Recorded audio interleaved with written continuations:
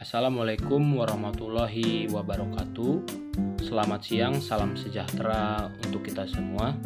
Izin memperkenalkan diri, nama saya Mario Nazir Lumban Raja, mahasiswa dari Universitas Bandar Lampung, Fakultas Hukum dari program studi Ilmu Hukum. Di sini saya akan menjelaskan tentang pengertian hukum perdata internasional atau biasa disingkat HPI.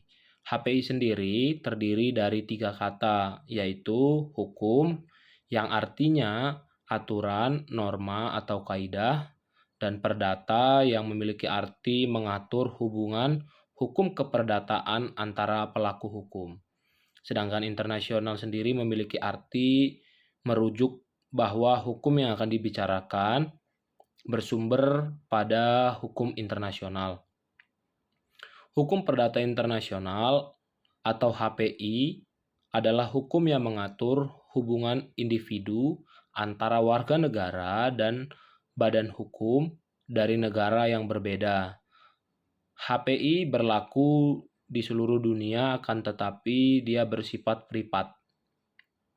HPI atau Hukum Perdata Internasional sendiri memiliki tujuan, yaitu yang pertama, menjaga keamanan kedua belah pihak yang melakukan transaksi. Yang kedua, menciptakan kerangka kerja hukum yang konsisten dan dapat diandalkan.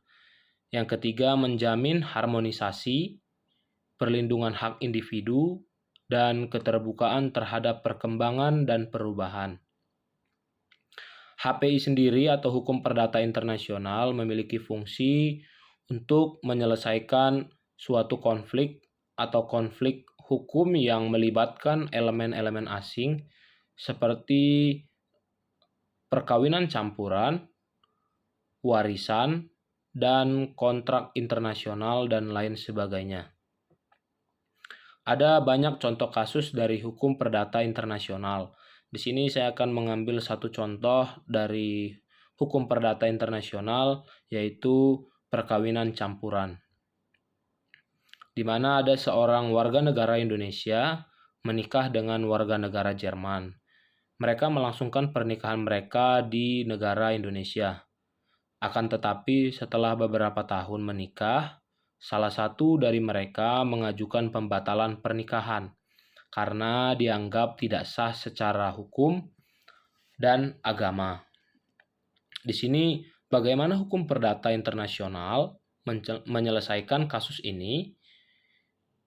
Hukum perdata internasional yang pertama akan melakukan pertimbangan hukum, atau hukum perdata internasional akan mempertimbangkan hukum mana yang berlaku dari kedua negara yang terkait.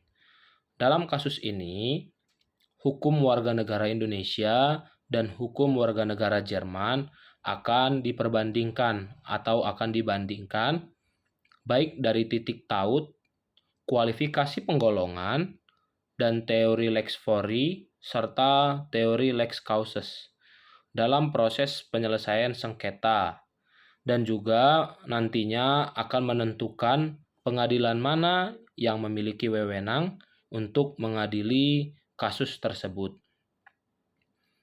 Selanjutnya, saya akan menjelaskan tentang prinsip-prinsip hukum perdata internasional. Hukum perdata internasional sendiri memiliki 4 prinsip, yaitu yang pertama adalah prinsip kedaulatan, di mana setiap negara memiliki kedaulatan untuk menerapkan atau membuat hukumnya sendiri. Yang kedua adalah prinsip kesetaraan, di mana semua negara memiliki kesetaraan yang sama dalam hubungan internasional. Selanjutnya ada prinsip keadilan, di mana prinsip ini di dalam hukum perdata internasional harus diterapkan dengan adil dan tidak memihak kepada siapapun. Yang keempat, prinsip kerjasama. Prinsip kerjasama ini mengajak negara-negara harus bekerja sama dalam menyelesaikan suatu konflik hukum internasional yang terjadi pada negara-negara tersebut. Sehingga dalam setiap penyelesaian kasus-kasus dalam hukum perdata internasional diperlukan kerjasama, koordinasi antara negara-negara yang terkait, serta penerapan-penerapan maupun prinsip-prinsip hukum perdata internasional, sehingga terciptanya hukum yang adil dan tidak memihak oleh siapapun. Demikian yang bisa saya sampaikan mengenai hukum perdata internasional. Saya mohon maaf apabila ada salah kata dalam penyampaian maupun penjelasan saya. Saya ucapkan terima kasih. Wassalamualaikum warahmatullahi wabarakatuh.